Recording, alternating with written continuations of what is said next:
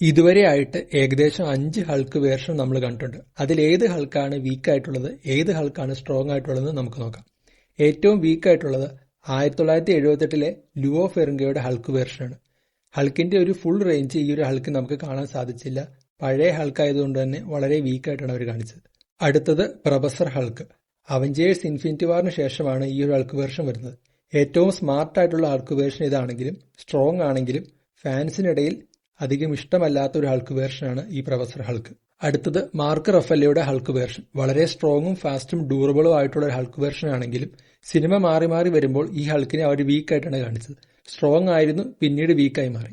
അടുത്തത് ഏറ്റവും അധികം ഫാൻ ബേസ് ഉള്ള ഹൾക്ക് വേർഷൻ 2008 എഡ്വേർഡ് നോളന്റെ ഇൻക്രെഡിബിൾ ഹൾക്ക് വേർഷൻ. വളരെ സ്ട്രോങ്ങും ഡ്യൂറബിളും നന്നായി ഫൈറ്റ് ചെയ്യാൻ അറിയാവുന്ന ഒരു വേർഷൻ. കൂടാതെ ഹൾക്കിന് ദേഷ്യം വന്നാൽ എന്തൊക്കെ ഉണ്ടാവുമെന്ന് കാണിച്ചു തന്ന വളരെ സ്ട്രോങ് ആയിട്ടുള്ള ഒരു ഹൾക്ക് വേർഷനാണ് ഇൻക്രെഡിബിൾ ഹൾക്ക്.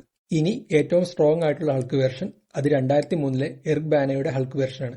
ഏറ്റവും സ്ട്രോങ് ആയ, ഏറ്റവും കൂടുതൽ ഹൈറ്റ് ഉള്ള, ഫാസ്റ്റ് ആയിട്ടുള്ള, ഹൈലി ഡ്യൂറബിൾ ആയ, ഹൾക്കിന്റെ ഫുൾ റേഞ്ച് കാണിച്ചു തന്ന ഒരേ ഒരു ഹൾക്ക് വേർഷനാണ് 2003 ഹൾക്ക് വേർഷൻ.